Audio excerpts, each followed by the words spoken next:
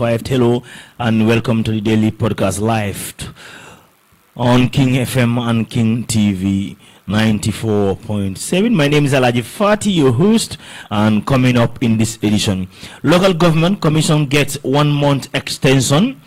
Gambian Momodu Bob in court charged with the killing of his wife. Sierra Leonean lady convicted for attempting to obtain Gambian passport. And journalist buried room from Assembly's commitment. Aki victims' families deny claims of a government. So all that and many other interesting stories. 11 people apply for the flag bearership of UDP. So that and many other interesting stories are all ahead in this edition. But let's start with the inquiry, that is the Local Government Commission, because of it's really and time when their mandate was expired, but it was extended. But how? Local Government Commission of Inquiry has received a 1 month extension according to a recent legal notice published in the Gazette. The Local Government Commission was established to investigate the financial and administrative conduct of local government councils, examine activities from May 2018 to January 2023. The Commission's initial mandate ended on 31st August 2025. The extension means the Commission can continue its work for another 1 month. The highly anticipated continuation of Mayor Bensouda's testimony, originally set for yesterday, was rescheduled to allow the gazetting of the legal notice number 17 of the 2025, issued by President Adama Barrow, formally extending the Commission's duration according to the notice obtained by the Standard. The extension take effect from the 1st to 30th September 2025. Be reminded that you are listening to the daily podcast live, coming to you from our studios live at Thalinding. So let's do another story on the Standard newspaper because of a lawyer, J. Dabo, confirmed vying for UDP flag bearer. So this is on the Standard newspaper this afternoon. Lamin J. Dabo, a prominent Gambian lawyer, has confirmed to Standard yesterday that he has entered the race for United Democratic Party flag bearer for 2026 presidential election. A few weeks ago, Dabo told his medium he wanted to apply for the position but was ultimately disqualified due to a strict internal rule requiring candidates to renounce dual citizenship within a 14 days window, a process he could not complete in the time because he holds British citizenship. He regarded his early reunification requires as unfair, given that the election are just 1 year away. He also voiced concern over the UDP's internal democratic process, alleging presidential treatment and lack of fairness in past flag bearer selection. But this doubt were later cleared by Lamin Mane, the UDP Deputy Secretary of External Affairs, who explained that an aspirant who holds dual or multiple citizenship is only required to submit to the UDP a letter of intent, indicating that he or she shall renounce the other nationality lies if selected. When asked why he decided to enter the race, at least Jedabo confirmed that his concerns were addressed by the UDP. I have now submitted my application today, Tuesday, with all requirements, including a letter of intent indicating my intention to renounce my British citizenship if selected. Another aspirant, meanwhile, Dr. Mohamed Danjo, a medical doctor and a native of Basse, has also joined the race for UDP flag bearer position. He submitted his application on Monday. So interesting. As we speak, this afternoon, there was a press conference conveyed at the UDP party headquarters at Manjai Kunda Bureau, whereas it was also revealed 11 people also contest for the election, who also have interest to participate, including the mayor of Kanifing, Ahmed Talib Ben Suda. But let's try to bring you all the list of the 11 participants who show interest to contest for the next presidential election in the Gambia under the UDP ticket. So the list goes on, and let's try to bring you all the list that you really need to know about this important issue. Press list. A press list, United Democratic Party, UDP, received 11 applications for flag bearer position. United Democratic Party, UDP, is pleased to announce that 11 distinguished members of the party have formally submitted their application for consideration as flag bearer in the 2026 presidential election. The applicants are as follows: HEANM Usainu Dabo, Secretary General and Party Leader; Lamin Jawara Kauru, Jane Kunda, CRRN Executive Member; Lamin NS Sise Pakaliba, Sofa Nyama Construction Jara; Bori Esture, Barista, Deputy Administrative Secretary for Legal and Human Rights; 5. Talib Ahmed Bensouda, Campaign and Organizing Committee and the Mayor of KMC; Amadou Sane, National Treasurer; Karamo Fati, Pacha Asana, sponsored National Assembly candidate Lower Fuladu; Suleiman Sao, National Assembly member, Central Badibu; Dr. Lamin J. Dabo, Barista. Number 10, Lamin Job Laming Daranka, WCR, proprietor of AK Construction. Number 11, Dr. Mohamed Danjo, Basse Santosu.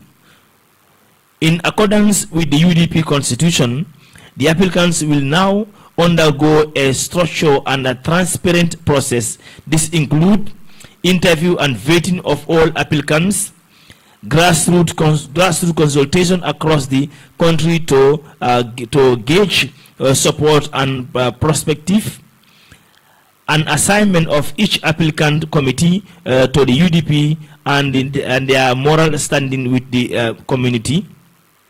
As part of this process, the Council of Elder will also engage the applicants in dialogue with the objective of reaching consensus on a single flag bearer who embody the unity, vision, and value of UDP. In the event consensus cannot be reached, the Constitution provided for an election.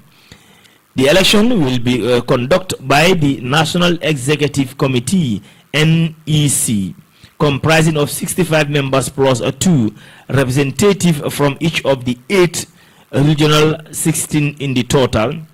The UDP remains committed to democracy, transparency, and unity as we take this important step in selecting our flag bearer to lead the party and the Gambian people in the 2026 presidential election. UDP media team. So that is the latest from the UDP media team regarding the flag bearership of the party. And be reminded, you are listening to the daily podcast live coming to you from King FM and King TV. My name is ALHAGIE Fati with you this afternoon.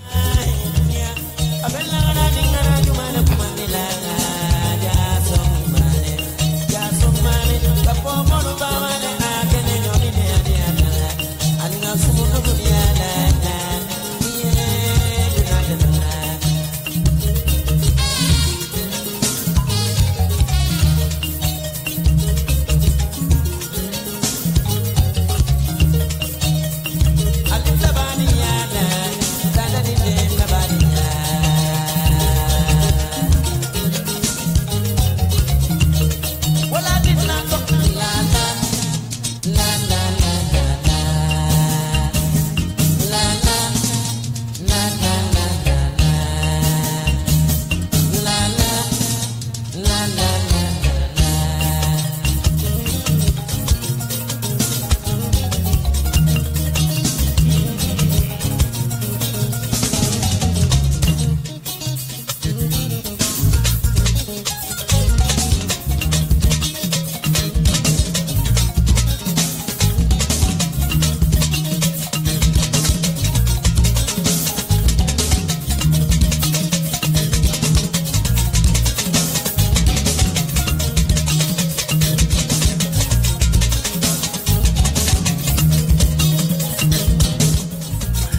And be reminded that you are listening to the daily podcast live coming to you from our studios at Talindi here. So let's continue with our daily podcast roundup, and let's go with the international scene because of a blood went through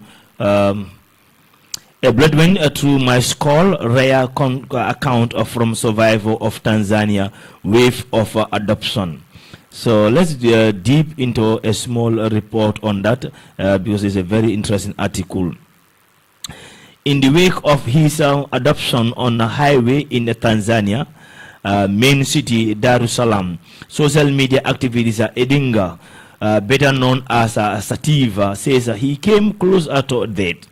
He described in an interview with BBC how after kidnapping him on 23rd June last year, these captors interrogated him and then ferry him across the country to the remote Kative region near the Congolese border, more than 1,000 kilometers, that is 600 miles away. Sativa says he was handcuffed and then also blindfolded and brutally beaten, including being struck repeatedly on his head, the back and legs with the flat side of the leg. So it was a horrible story that happens for him there. So Ghana Chief Justice sacked over allegation of a miss of public funds. That is Ghana's Chief Justice have been sacked due to that. Burkina Faso Parliament vote to outlaw homosexual act in Burkina Faso. African battle for 2026 World Cup sport intensified with 4 rounds of qualifiers remaining, which African sides are most likely to reach the 2026 FIFA World Cup and would conclude miss out on the final day as well. So very interesting stories are all in that episode as well. Be reminded that you are listening to the daily podcast live coming to from our studios here live at Talindi. So South Africa's opposition politician Julius Malema has been convicted of hate speech by the country's equality court following remarks he made at a rally in 2022. Malema, leader of the Economic Freedom Fighters EFF party, often sparked controversy in a nationwide where 31-year-old after apartheid ended, racial tensions still linger. After an incident where a white man allegedly assaulted an EFF member, Malema said, "No white man is going to beat me up. You must never be scared to kill. A revolution demands that at some point there must be a killing." The Equality Court ruled that these remarks demonstrated an intent to incite harm, but the EFF say they were taken out of context. So that is the situation in South Africa. Let's come back to the home front because it's still not yet over with the remarks made by an Gambian imam regarding the Murud sets in our sub-region. Now is the turn for the Caliphate to speak their part too. The Caliphate General of Murid set, Sering Muthaha Mbake, has urged his followers to leave the matter of Imam Abdul Karim Kuyate with Sering Tuba. The young Gambian Imam kicked up a storm after he made remarks many Murids regard as disrespectful and insulting towards their belief and practice. The Caliphate emphasized the importance of maintaining unity and respect within the Muslim community, drawing on the reverse teachings of Sering Tuba, the founder of the Murid Brotherhood. The Caliphate reminded his followers that the upholding dignity and spiritual integrity is paramount, especially in the face of propagation. Sering Tuba thought also unity, perseverance, and the power of spiritual resilience. He Khalifa saying, "We must remember these principles as we navigate challenges within our broader Muslim family." Also speaking on the issue, the head of the Murid in the Gambia, revealed that he had a share Imam Kuyate's audio with the Ministry of Religion Affairs and the Supreme Islamic Council. After listening to the audio, the Supreme Islamic Council acknowledged that the Imam's comments were out of order. A meeting was subsequently held between the Murid community and the Imam Kuyate, during which the Imam expressed regret and promised not to repeat such mistakes again. Pa Demba Job explained, he said, the Murid would only consider Imam Kuyate's apology if he record an audio and apologize publicly. So that is the situation right now as we speak. It's all about a daily podcast. We take you speed with all the latest that you need to know about the country and elsewhere too.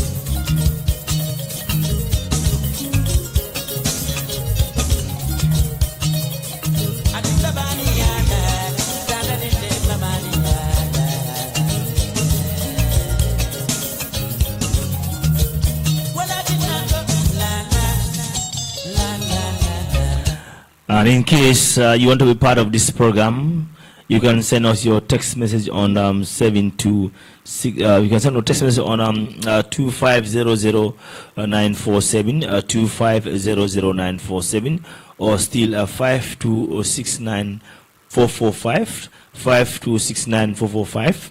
That you cannot call, but you can only send a text messages that we will read along the way on the program. So be reminded that you are listening to the daily podcast live coming to from our studios at Bruce B Turntable. And let's do a story that has to do with the demise of a Gambian lady in Scotland by his husband as well. News outlets in Scotland have reported that Momodu Bob appeared in court yesterday accused of murdering a Gambian woman in Scottish capital Edinburgh. The 55-year-old man is said to be the husband of the murdered woman, who is also Bob 43. The police were called on reports of a disturbance at a property at the city's Restelling Avenue around 1 a.m. on August 28, and Nadal was taken to the Royal Infirmary of Edinburgh for treatment, where she died a short time later. Momodu appeared in the dock at the capital's Sheriff Court on Monday, where he faced a single allegation of murder. He made no plea during the private petition hearing and was remanded in custody. The case was committed for further examination, and Mr. Bob is due to appear back on court within 8 days' time. The tribute have been paid to Nadata after the tragedy. One person say, "May your beautiful soul rest in peace." This is very, very sad. Another one added, "She was a wonderful, beautiful woman. I am still in a great shock. She will be truly missed." So those were the stories. And then now let's go to a Sierra Leonean woman who is trying to obtain Gambian passport and caught away along the way. Banjul Magistrate Court, presided over by Principal Magistrate Mohamed Kurubali, sentenced Khadija Bari, a Sierra Leonean lady, to a fine of $2,000 in default to serve 1 year in prison after being found guilty on a single charge of attempting to obtain the Gambian passport. When the charges was read to her yesterday, she pleaded guilty, and the court and then asked the court, the prosecutor, to give details. Inspector Hussein Uture explained. On 8 July 2025, the accused went to a biometric processing center together with a Gambian birth certificate, Gambian national ID card, and a passport from to acquire Gambian passport. The interviewer panel asked her to produce a supporting document from one of her parents. The accused says she has no parents in Gambia. Suspicious started. The panel members refer her to the Immigration Intelligence Office for further screening. She was asked her status and confessed she was a Sierra Leonean and wanted to travel. Inspector Ture told Khadija to then produce a copy of her Sierra Leonean passport on her mobile phone. She was the caution and charge. So those were the charges of the lady. Be reminded you are listening to the daily podcast live coming to you from our studios at Bruce B Turntable. That's the short break and be back.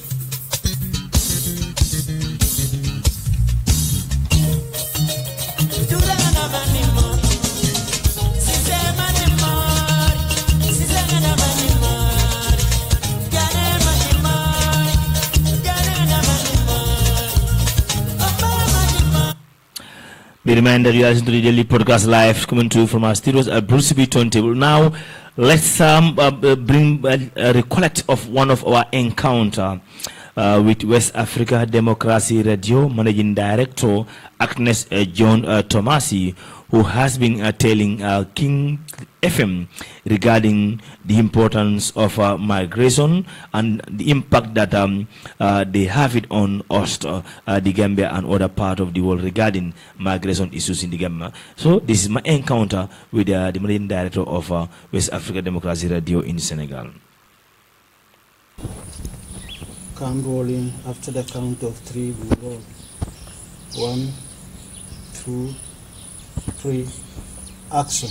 Based in Dakar, Senegal. Thank you very much, Madam Tomasi, and welcome to King TV Daily Podcast with me, ALHAGIE Fati, as you rightly mentioned. But this afternoon, our topic of discussion will focus basically on two things. That is, we are talking about migration, not you particularly as an expert in migration, because of the reason we are bringing that topic. Your frequency, West Africa Democracy Radio, used to run one of the best migration program in the Gambia, both English and the Mandinka language, and which has really helped the community to mitigate migration in the Gambia. But in the long run, we've seen all those things stop, and then many true research has been saying that that program is need for Gambia to have such program in our community. But before going further, I want us to talk about how important was that program to you, especially at West Africa Democracy Radio, talking about migration. Yeah, for us at West Africa Democracy Radio, you will hear the word democracy often. You'll hear the word development. We are a radio that believes in contributing to the lives and livelihoods of people. We're a radio that believes in sharing information that will touch lives and also change lives.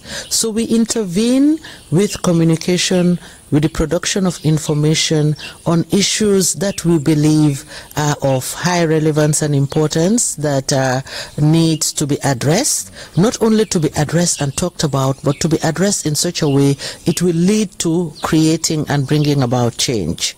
And that is why we had migration. We work in all other areas. For the issue of migration, we have been reporting on migration for many years. We still report on migration, but we had a strategic approach. We had a strategic approach for 4 years, 2018 up to 2022. In these 4 years, we worked extensively in the area of migration. We called it Let's Talk Migration, because migration, as we all know, is a right. It's not a problem. The issue is irregular migration.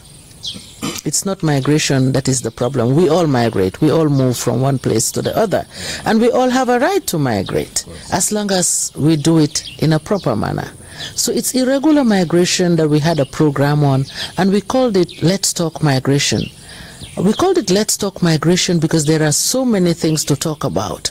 But at the same time, we wanted to share information that is of quality, that is of relevance, and that would touch lives for informed decisions. So what we had was the training. We first started with the training of journalists.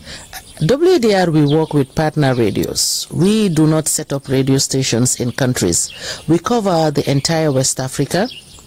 But how do we cover West Africa? From our base in Dakar, we broadcast widely on FM and on radio online. Right now, we're even back on satellite, and we have partner radio stations all over West Africa. Sometimes a minimum of 5, a maximum of 10 or 12 in each country. So whatever we're doing, we do it with these partners. We do not work in isolation. So when we were working on migration, in the area of migration, we trained journalists from the partner radio stations. Journalists who will work with our journalists in Dakar to produce information, to gather first and foremost information from their communities, and then we produce that community. So, we produce the information for the community. What does that mean? It means that all the information we share is from the people. We take it from the bottom to the top, and from the top to the bottom. So to ensure that everybody is well informed, the way people behave, the way the things that people believe regarding migration, the misconceptions, the truth, and everything that has been mixed up, WADR tried to bring out the information as clear as it could be in the form of a magazine program, where we had different segments looking at testimonies of returnees, migrants who traveled in an irregular manner and then came back sharing their stories. I believe in most of the countries I've traveled to, they have talked about these stories really touching their lives. Some people started to even better understand. I met with a journalist of a community radio station in Ghana who told me that before your programs, I did not even, realize what we were doing, because some people will come here to announce that their canoes are ready, the boat is ready, let us announce for young people to go and register.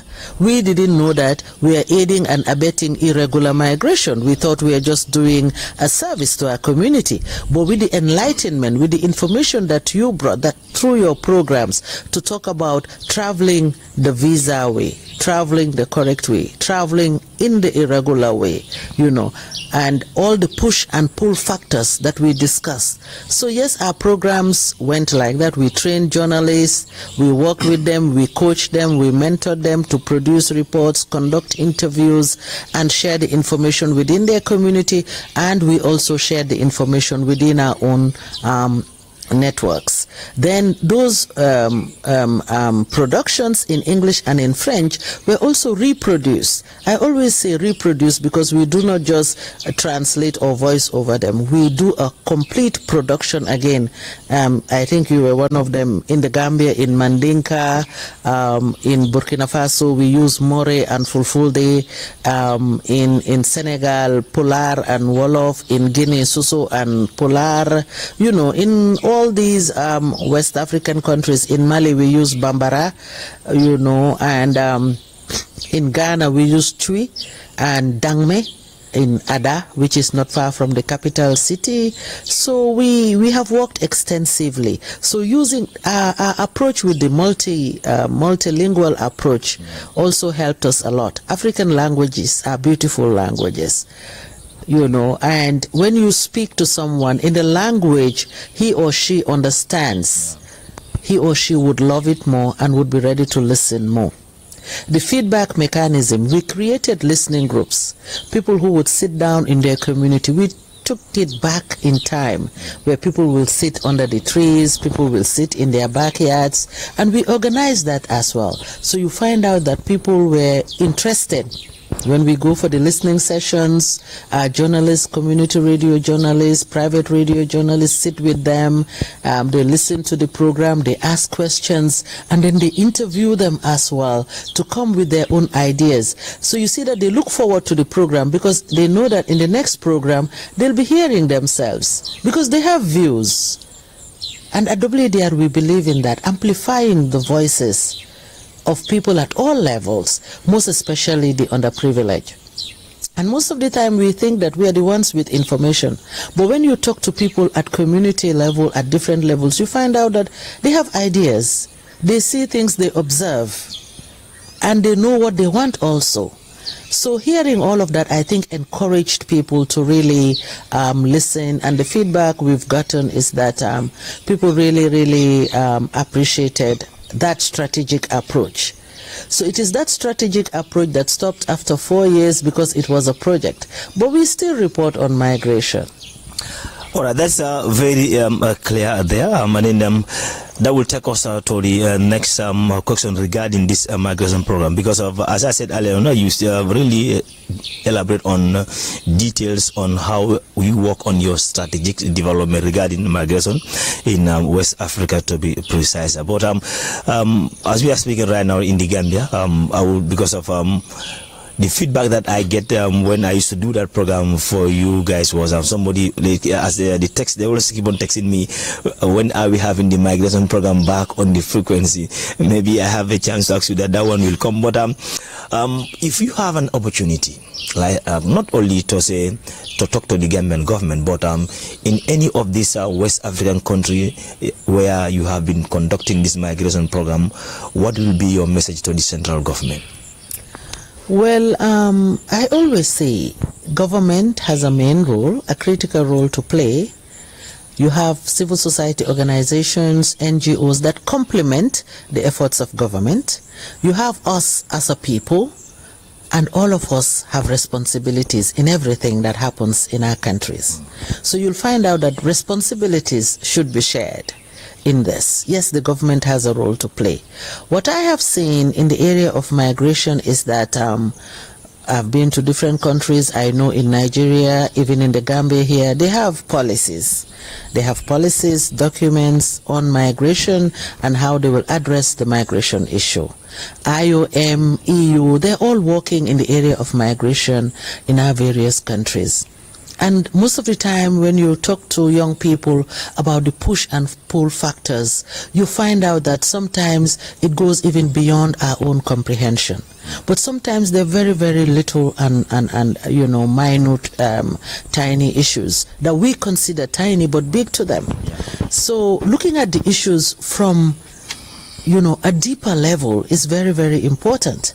I have seen cases where it is women, even mothers, who put together money to help their young sons to travel. The dynamic there is not that the mother knows about the dangers or anything. It's that the society in which the person lives, there are many factors pushing her to also push her kid.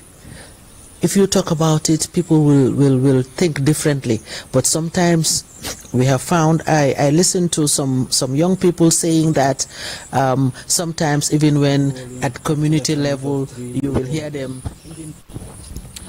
That was Madam Agnes John Tomasi, Director of West Africa Democracy Radio, talking to me there regarding migration concerning West African countries, and then of course which the Gambia is also a part of it. So be reminded, you are listening to the daily podcast live coming to you from our studios here at Talinding. My name is ALHAGIE Fati, and this is your daily podcast. A quick text message. This one says, ALHAGIE, interesting UDP is having a real democratic system. And then I urge the participants, all the candidates that participated, to respect each other and accept the outcome of the vote come September 10.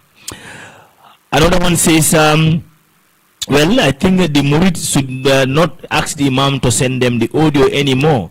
The Gambian government and Islamic Supreme Council, they have all contributed to their part in this. So for them to say that the government, for the Imam to send an audio again, that is too much from them.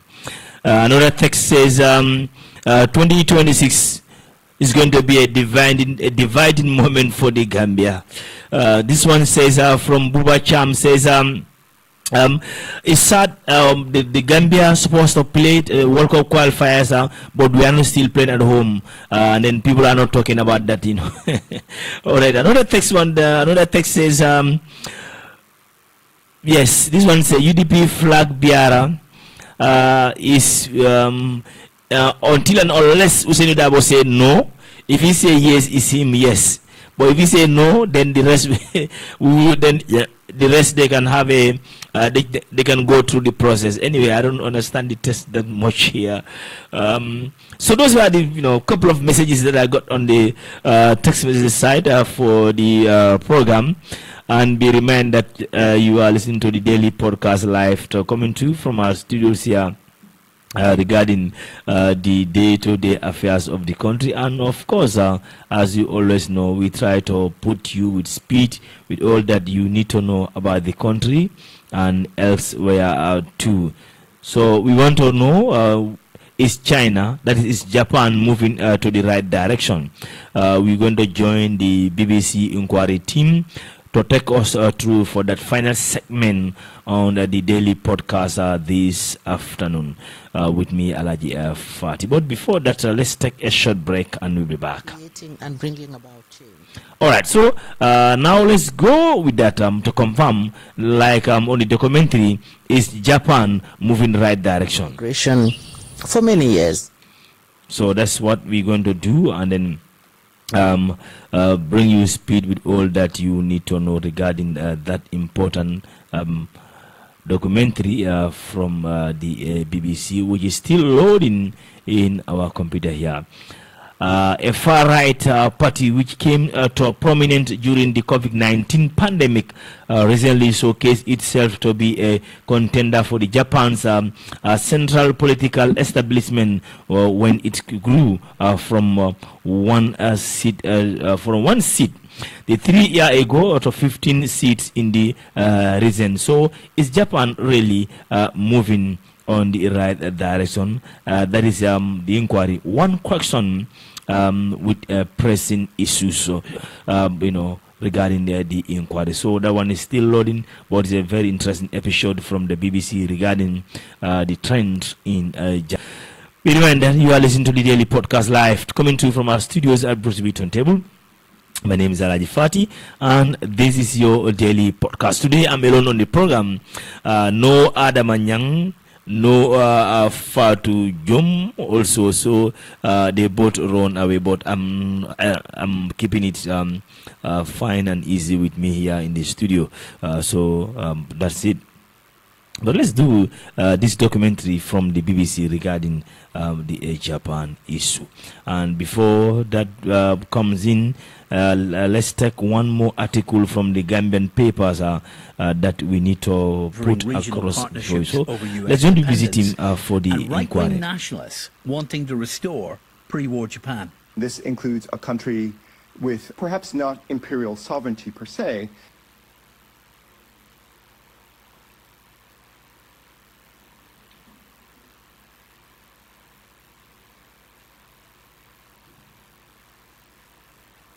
but at least a stronger or more prominent role for the emperor, as well as a freer hand on.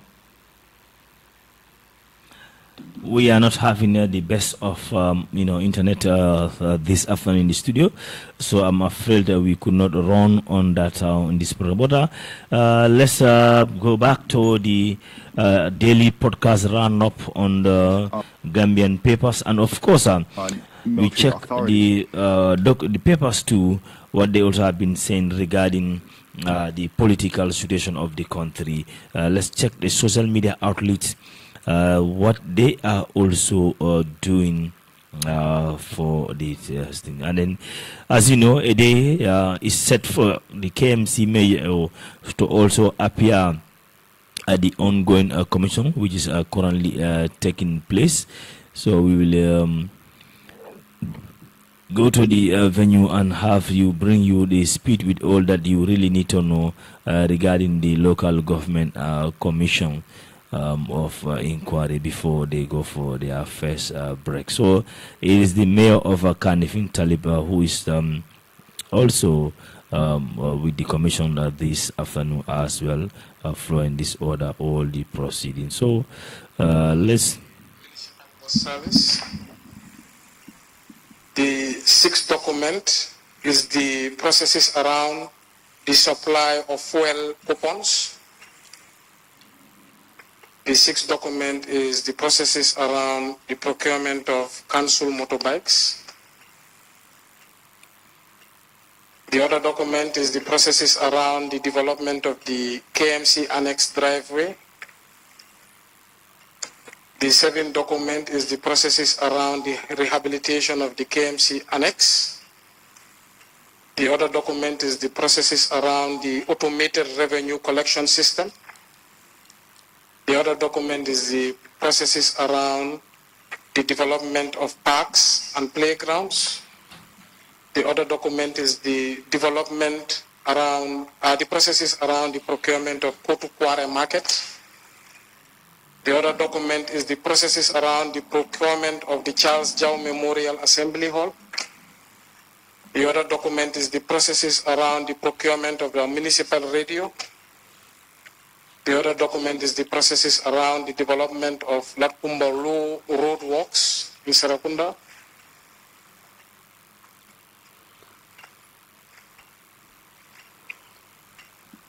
This document is council resolutions on various other procurements. There are various.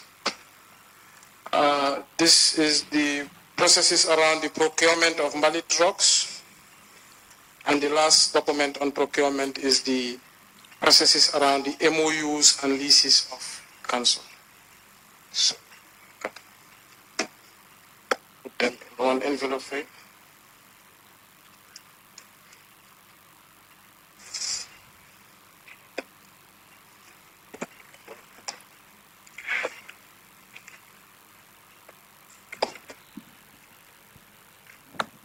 So you heard that. That is the mayor of Kanifing Municipal Council. But let's hear from the lead council, Gomez. Kanifing Municipal Council minutes of senior management meeting held at the mayor's chamber on Friday, 6th of March 2020. In relation to the appointment of Kemo Fati.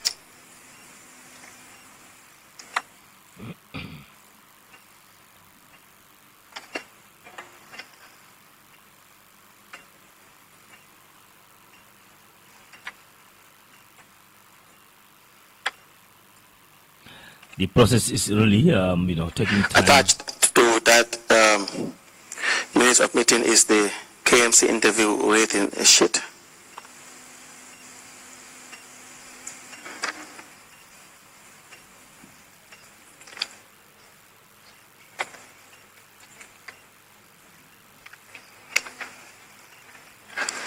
We have a curriculum vitae from Kemo Fati.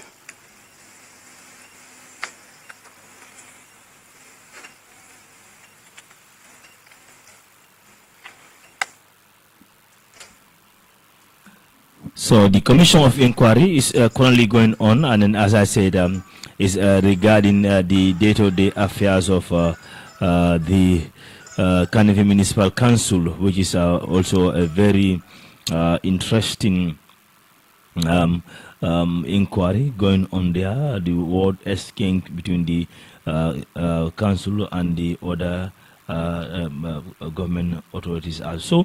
Finally, let's join